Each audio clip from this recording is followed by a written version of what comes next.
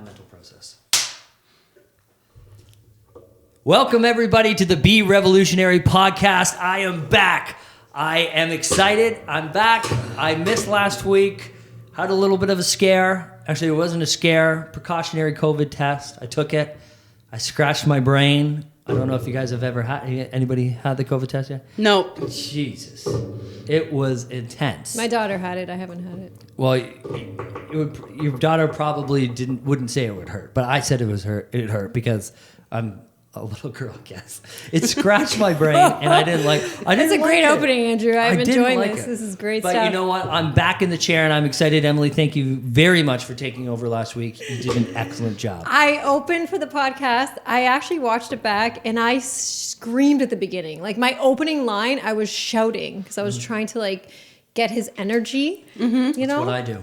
And I felt like I was screaming, but I think I survived without you. I think you got your negative test halfway through the podcast. Yeah, so that's another thing. We got our negative test halfway through the podcast, and I put on my suit as fast as I could, and I whipped on over here. But we have a very special guest for you today. This is episode 13. Last week was Chris Costable, right? I'm really sad. Chris was here last week. Chris was amazing. Had a lot of fun with Chris. That was episode 12. Yes. But now we got Danielle Dorion, who is the head coach at our Georgian Bay office, Georgian Bay Dream Team. That's amazing. Thank you so much for coming. Well, thank you for having me. What is this, like a 2 hour, 40-minute drive? 2.5? How far away is it? We don't know. You know what? It was about 2.5 hours. Yeah, 20 minutes north of Barrie, easy. Yeah. Well, thank you very much for making the trip. But hey, it's like coming to Florida because we got no snow here. You guys got snow up there? I know. This is far from Florida. We have a few inches of snow on the ground right now. Yeah, see, that's crazy. We've got nothing but. Actually, we had some. It's cold. Come on, it's freezing. We just don't have snow. I don't know. I was outside in my shorts today working out in the morning. So. Oh boy. Well, we're excited to have you here. Yes, Emily, come on, open us up. Take us out. Well, that was the opening, and I think I'm really excited to have you here. And part of why I love doing the podcast is I get to know everybody really well, and I have to dive into kind of your background before you come on, and I like to do that. And I was reading things and discovering we had some stuff in common. I was like, oh, this is interesting. You actually have a really interesting background. But I wanted to start off, I wrote a little intro for you, and this is how I start off my podcast. Born in Germany, which was interesting. That's my mom. Oh, the mom was born in Germany. Yes, my mom was. Oh, okay. I thought it said you were born in Germany. No. That's okay. This is an epic fail on my part. You're not born in Germany, but born in Ontario. I have German background, so I have, my background. You're raised in a French-Canadian community. Mm-hmm. You're fluent. Mm-hmm. Okay, that's amazing. I am. Grew up on 11 acres of forest property, and you also live on some nice property today, like 50 acres. Mm-hmm. So this is like a theme. You like space. And yes, acreage. I love space. Okay. One day I will have space. You worked as a flight attendant for 10 years and traveled the world. Mm-hmm. Wow. So I worked as a flight attendant, but for 3 years. But I think it's really cool you have that background because I don't meet a lot of people that have experienced the flight attendant world like I have. You know what? It's funny because I know of another person who sells real estate who was a flight attendant before. And I think what it does is it kind of opens you up to, entrepreneurship is scary for most people, right? But it was just something normal for me because I did a lot of contract flight attending. Okay. So it was never like a 9-to-5 job that you go to all the time. And I think that prepped me for business and for real estate, right? Very cool. But it's not uncommon for people who were flight attendants for a certain amount of time to get into real estate? To actually get into real estate later on. I read that about you, and you just wanted to get back home, 2 feet on the ground, and just settle back home. And that was a lot of my stories. I wanted to get back home. Yeah. And I also found working in the planes was more like service. It was more like, giving them the trays, taking the trays, doing this, doing all the carts. And there was a lot less customer service. Mm-hmm. Right? So what company did you work for? I worked for Air Transit. Okay. So that's a little bit different than what I did, because what I did was I worked for two companies. So one was Bombardier Aerospace.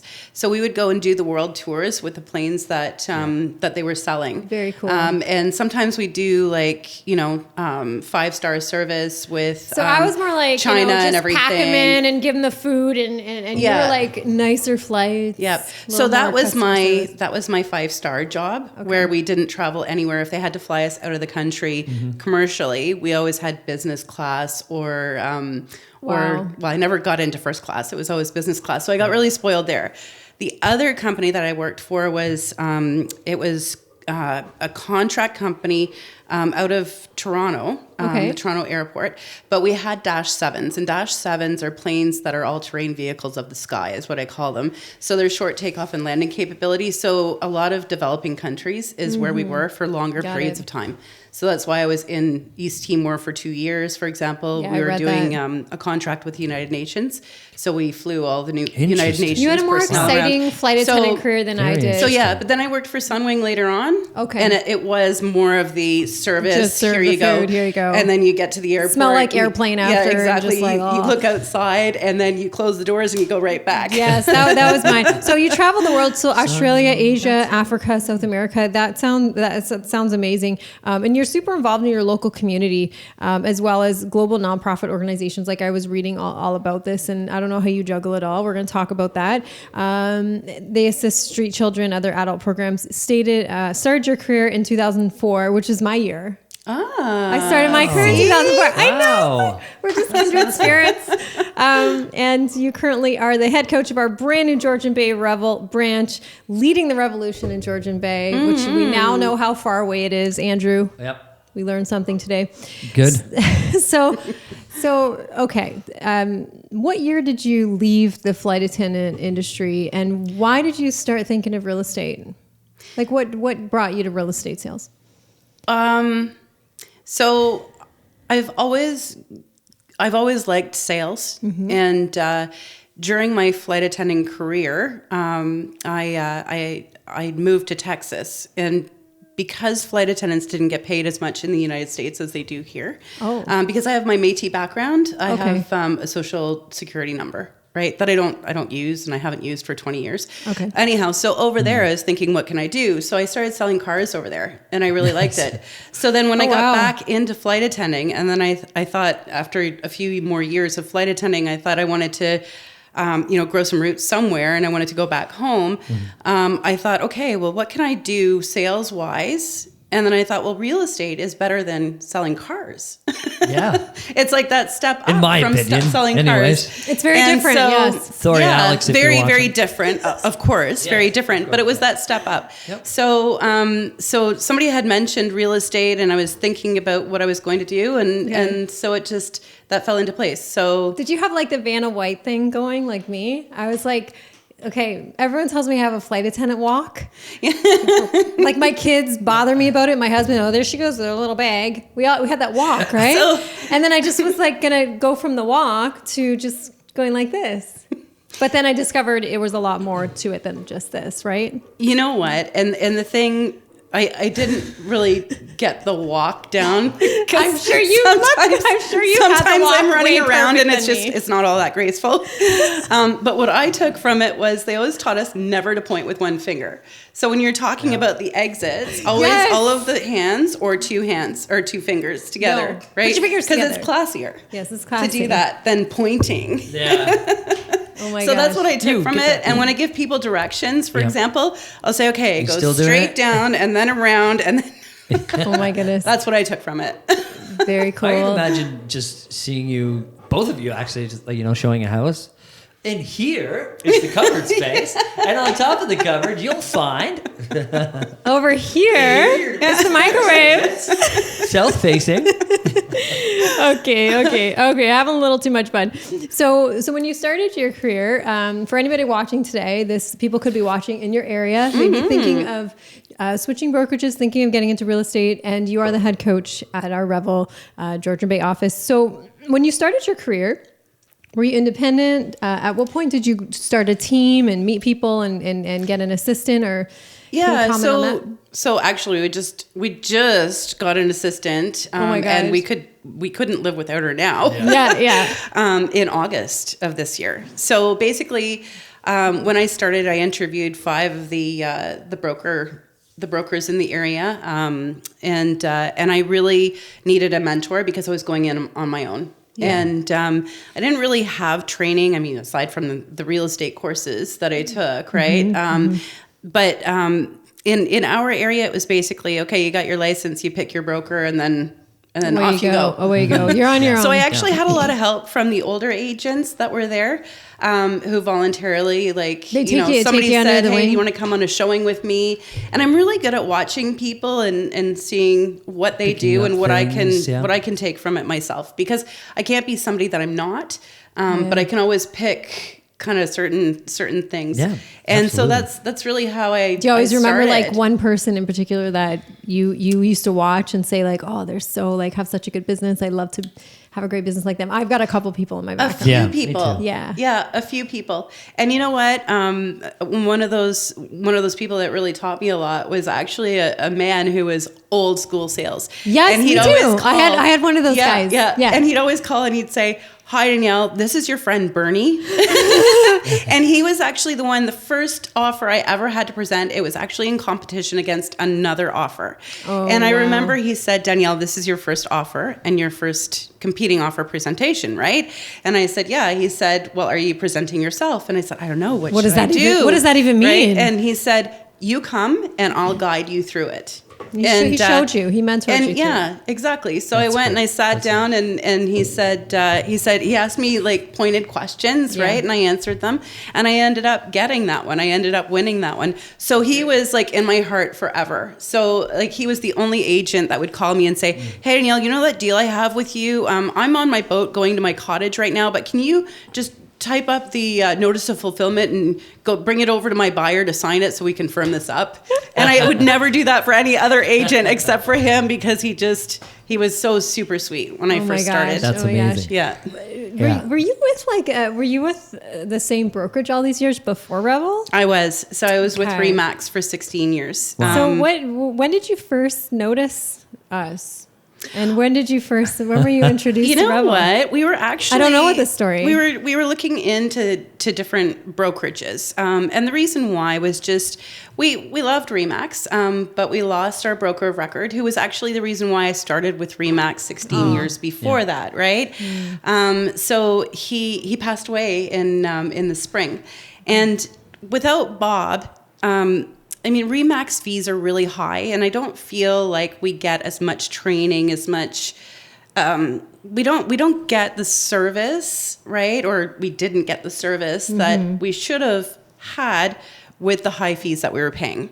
And so we were looking into, different brokerages, but I actually stumbled upon Revel by accident. Like on the internet? No, it was actually, I was doing my own personal mortgage through Tracy Greenspoon over in Barrie. Okay. And she is such a good salesperson for Revel. Amazing. So my friend who's friends with her was telling me about this new brokerage that she had joined. Yep. And my friend said, you should ask her some questions about it. And so while we were talking about my mortgage, I said, okay, my mortgage aside, tell me about Revel and why you joined Revel. And so she started telling me about it, and I said, you know what, we're looking for a change, and basically that's how it happened. We started learning about Revel. You had an established business, you had clients, you had repeat and referral business, so you were looking for a change of scenery, change up, just less fees. The other thing too is that it's more progressive. It's more in line with our ethics and our values, because we love doing our job. We love our clients. Our clients become like our friends and family after a while. Absolutely. But also, we were headed in a direction that was a lot more progressive. Doing videos on Facebook, on Instagram. Headed that way. And what I liked about Revel is that there's a certain standard that you have to have, right? Absolutely. To be a Revel agent, you have to have the professional pictures. You can't go in with your cell phone, No, we don't like those cell phones. So it was the representation cell phone of picture police. all of the Revel clients. Okay, that I very liked cool. because it was in line with what we were looking for. It's also a company where we felt that we had more room to grow with. And be creative. And be grow. creative Yeah. and have the support behind it too. The only thing that we miss is that we're all the way over in Tiny Township and Southern Georgian Bay, right? Away from all of you. So every time there's something going on, but the Revel family is growing. Absolutely. So, you know, the more we have, you know, branch offices that open. We were the 10th office. How many offices are there now? 10. 10 to 15. We had to take a break for just a little while. Just a little while, Yeah, Getting come intense. But you know what? You're right. It's joining with a company, you know, essentially in its infancy, 5 years, 6 years, and being able to I wouldn't say ride the coattails because you're setting your own kind of precedent for independent brokerages in the northern area, but it's more about hopping on a company in its infancy, seeing the growth opportunities that are there and taking advantage of it. Yep. It's one of those things where I'm not saying that you couldn't do that with a bigger brokerage, but they kind of have their own ideas and have things in place of how they want to grow. And, you know, when you get into a company, like I said, it's almost like that. You're growing with the company as well. You're growing, exactly. And your ideas can help shape how this brokerage is going to move forward, right? Yep. I agree, Andrew. And I think it's great because when we started Revel and I took the chance and I left a big franchise here for Revel, but he was brand new. Like it wasn't even a year in. So no one really, like there was kind of some signs around. People were like, what's that? But it wasn't what it is today. We didn't have them, you know, the marketing department, you know, all this branding. We hadn't built really a lot yet.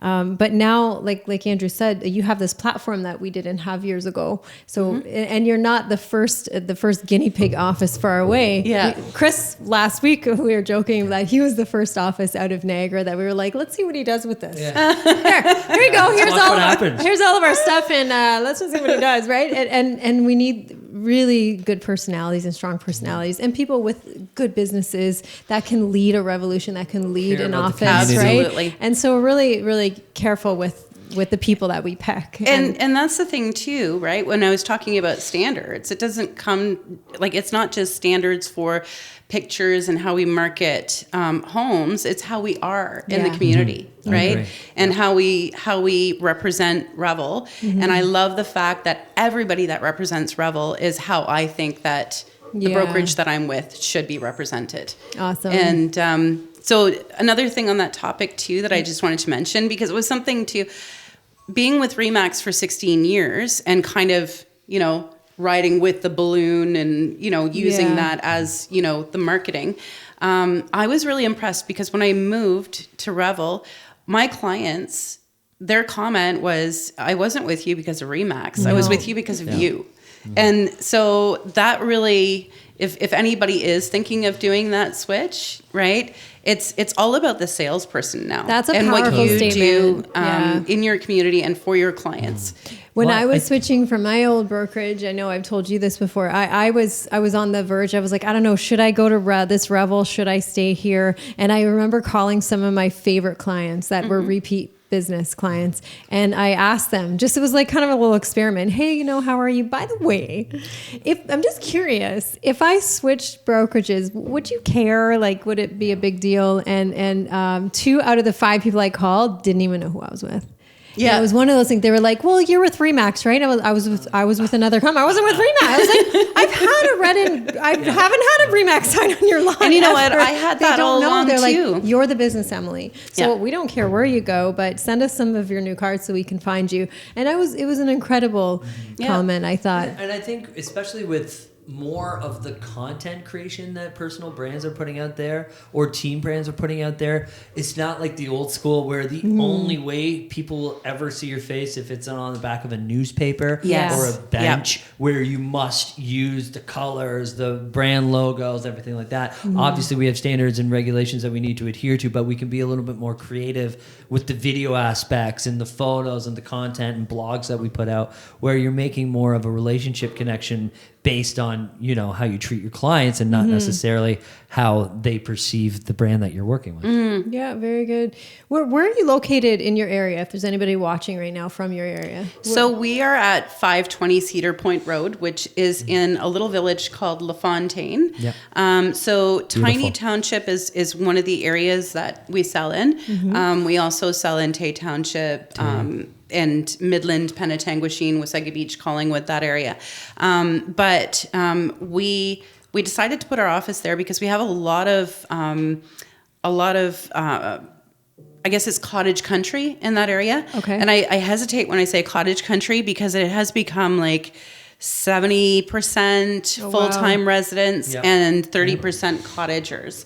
But people come from all over, GTA. We even get people from Hamilton, from even this area sometimes who sell.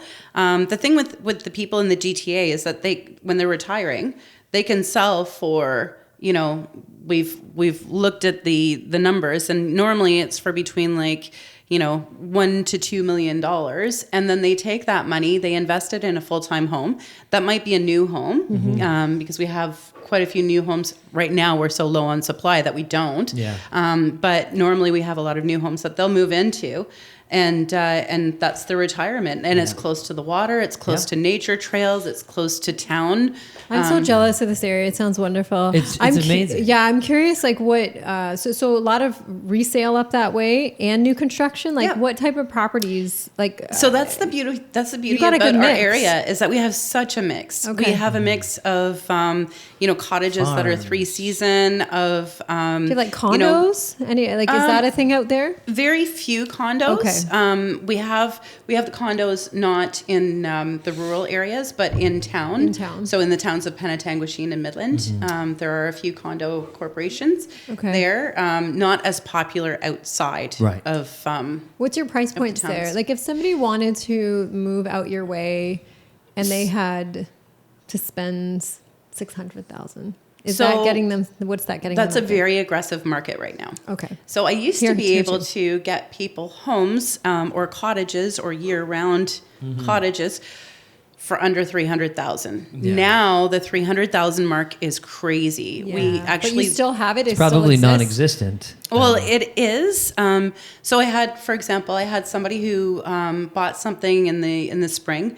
And he flips homes. So he's an electrician and a contractor. And so he fixed this home. We just put it on the market yesterday afternoon for $299. I was going to ask you. It's only a 3-bedroom, 1-bathroom, right? Okay. With no garage, in a little town called Port McNicoll.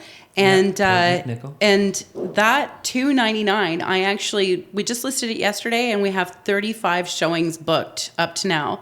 So we're holding off offers until Tuesday, but up to now I have 35 showings booked.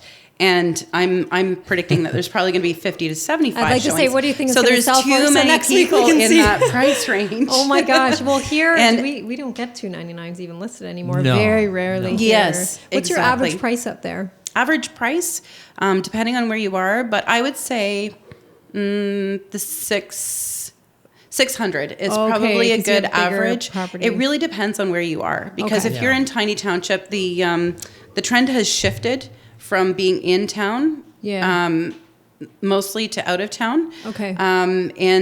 So out of town now is more popular.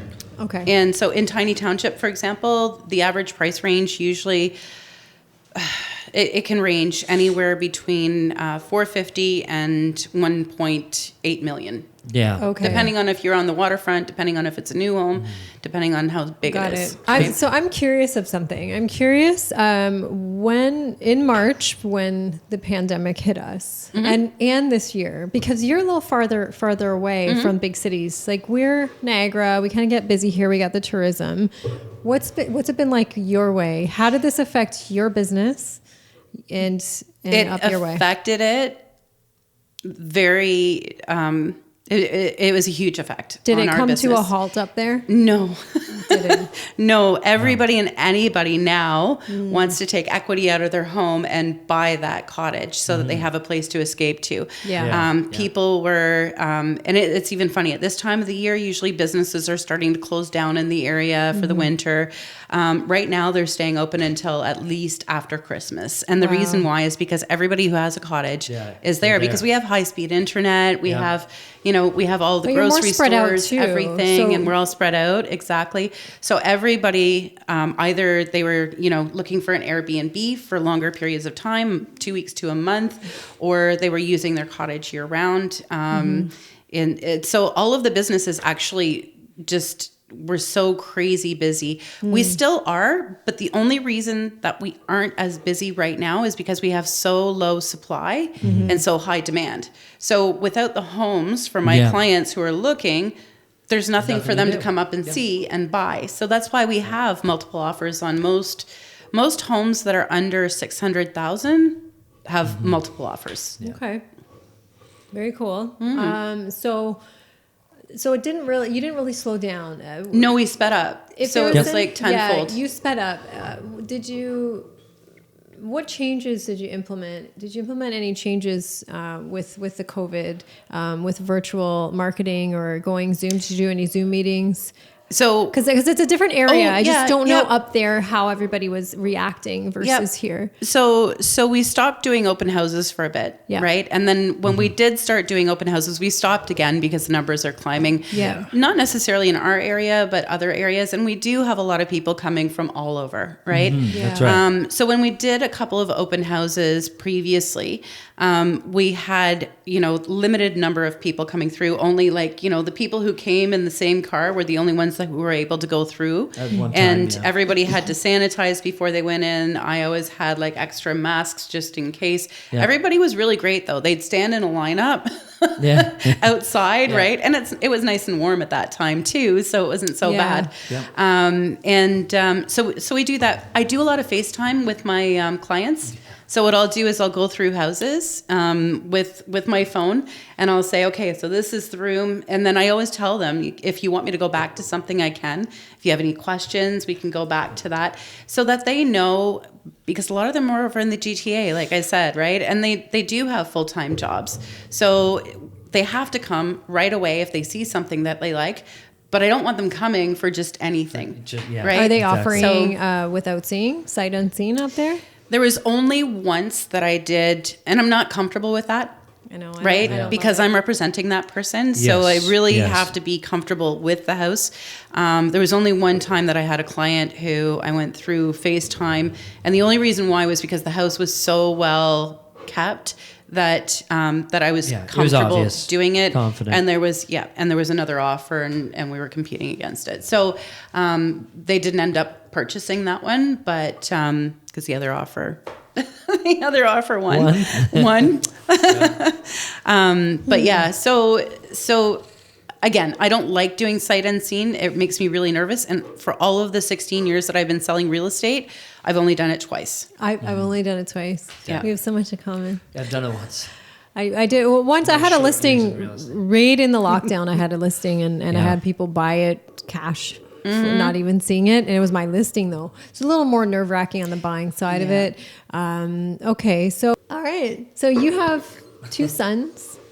And so you juggle. You're a juggler. So I have 2 stepsons. You have 2 stepsons. So they're with us 2 weekends on, 1 weekend 9 off. and 11 range? Is that still relevant? 9 to 11. Yep. Okay, so 2 years apart. I've got some younger ones. So you're entering in the teen years soon. No, they're already there. The 11-year-old is already there. Yeah. They get older now. Yeah. So work-life balance.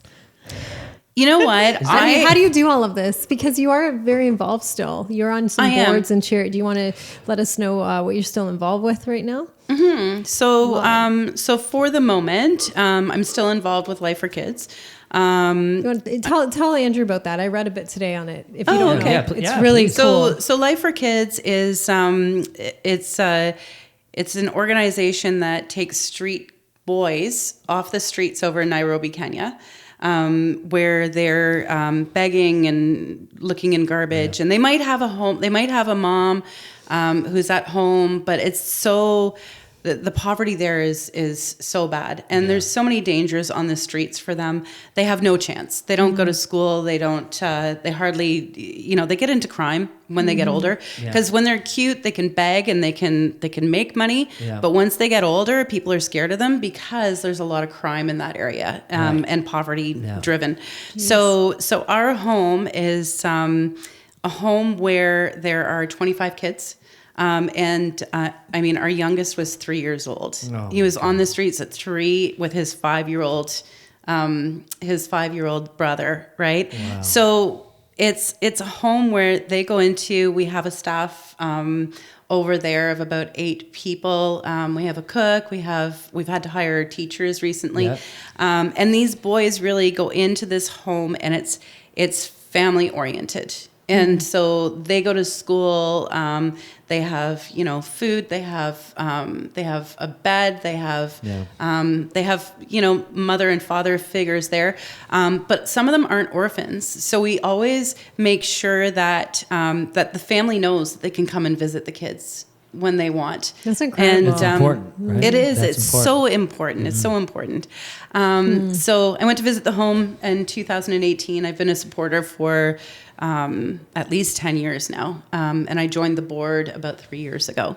Wow. That's really special that you feel like you're making a difference. Yes, really. Definitely. There's so many ways you could help, but when you find something that's kind of special to you, stick with it, right? Definitely. That's definitely. Yeah, I think really cool. When children are involved and you have kids as well, like just even hearing that, like just picturing my son there, he's 4, like, oh my God, couldn't. Now, 2001 to 2003, there was a 6-year-old little girl in your life. Yes. I'd love for you to tell that story quick. Oh, that's my Nini. I know. I read that. Anyhow, so I was in East Timor, and which is for anybody. I had to Google it. Yeah. What's East Timor? East Timor is like South Asia, a little island or something. So within the Indonesian islands, 150 nautical miles north of Australia. Okay. And so East Timor claimed independence in 2002. In 1999, that's when the UN stepped in. So that was one of my contract positions, right? Okay, I was wondering, how did you get there? How did you meet this person? Okay. So I was there on a contract position for the airline that had a contract with the United Nations. Those were the years. Okay. And there was somebody who was friends with Camp Canada, was what we called our little living area. Yeah. So there was a local man who was friends with us, and he had 4 girls at that time. Now he has 5 daughters, but the oldest, Nini, we just kind of clicked, and she didn't speak a word of English. Oh my gosh. She spoke Portuguese, Bahasa, and Tetun, which are Bahasa is the Indonesian language, Tetun is the local language, and Portuguese was previously. That's a longer story that I can't get into right now because we have limited time. But anyhow, so she started hanging out with me, right? And so after 2 years of her coming over to my house, spending the day with me, and me learning about her culture and her learning about my culture in totally non-language ways because she didn't understand a word I was saying, and the opposite too. So when I was leaving East Timor, I was coming back home for good, and that was in 2002. And her father said, Danielle, if you want to adopt Nini, that you would be able to give her more than I could, so I would let you. And I said, you know what? I'm so sorry. I was bringing my dog back from East Timor too, which is a lot easier than a kid. Right. Oh my goodness. So I told him, I said, you know what? And that was when I decided that I was starting to sell real estate, right? Oh my goodness. So when I got back to Canada, I said, you know what, Lamberto, you got to give me like 5 years to kind of get this all together and try to make it happen. Long story short, because they only claimed independence in 2002, international adoption regulations did not exist yet. Within their government and within their structure. So I had to wait until she was old enough to decide for herself. So when she was 17, I finally got Nini here. And so she spent a year in high school here with me. She hated the snow and she wanted to go back. And so that was fine. English? That was fine. Oh my God, yeah. So I had a tutor for her twice a week, and she learned English. And What's she doing right now? She is in university over there, studying to become a doctor. So Oh my God, they have a whole special so you program really make there. a difference. This is inspiring me Yeah. to do more. Oh, this is so amazing. But yeah. That's an amazing wonderful story. story. Thank you for sharing that. I thought I don't know if I'm going to bring. I'm I'm going to cry because I'm so proud of Nini. No, and That's this really amazing. shows That's the type awesome. of person you are, Danielle. And we're so happy that you're leading the Revel office out your way in Georgian Bay. So much to offer out there for any agent thinking of experienced agents wanting to join you guys. I think you have so much to offer. And new agents alone, we have our virtual Revel education program. What kind of message do you have for anybody watching this in your area if they're thinking even a little bit of maybe looking into Revel more? So what I want to say is that soon in the spring is when we're planning on welcoming more people into our office. Awesome. And what I have to say is make the jump. We were ahead of the game just because of what we do, which is in line with what Revel standards are, with all of the Instagram and the videos and all of that. And lucky we were because we didn't have to do much to catch up with the COVID situation. Yeah, right. Cool. Whereas if we were back in the 90s, then we would have had a lot of catching up to do. So make the move. It was the best move that we've made. We're so happy we did it. It's a great time to set goals right now. We're going into December, right? Yep. So a lot of times exactly. people are thinking of making a change in the new year. It's actually right now. Yes. Yes. And I really suggest Revel.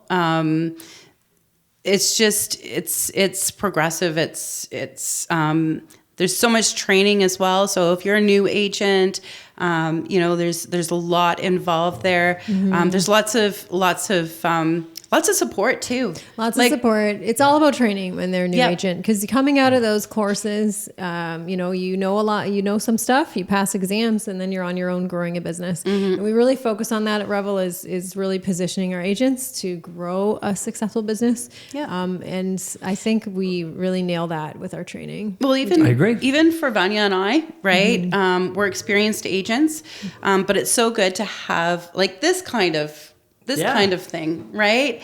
Whereas other companies, other bigger companies, I won't name any names, but do you ever see any of them podcasting their agents, their head coaches, their, it's the whole support system coming from everyone, from every rich direction. I like our podcast. Me too. Yeah. I think it's a wonderful idea. It's a good chance to get to know everybody, and it's you don't have to be the only person on the Georgian Bay Dream Team to come. And I know there's a couple others here, but there's some spectators. Only one microphone. Yeah, but well, you know what? We are working on something. We can't talk about it right now, but we're You working always on. say that to me, and I don't know what he's talking Nobody about. knows what I'm talking about ever. Always But we left are in the working on dark. something that's going to be, hopefully we can have a couple more extra guests in at the same time. But also we want to get to know your whole team, right? So thank you very much, Danielle, for coming. I appreciate that. thank I feel like you. this 50 minutes an hour went by super, super quickly. So I'm sure there'll be another episode in the mix. And then Emily, thank you so much for always being prepared. And I didn't even have to look at my notes. No, today. that was There's really no good. Notes See, here. you were learning. Our camera guy's like, put the notes. But guys, thank you so much, and we'll see you. So now we've switched to a bi-weekly schedule, so we won't be back on for 2 more weeks. We'll see you then. Thanks.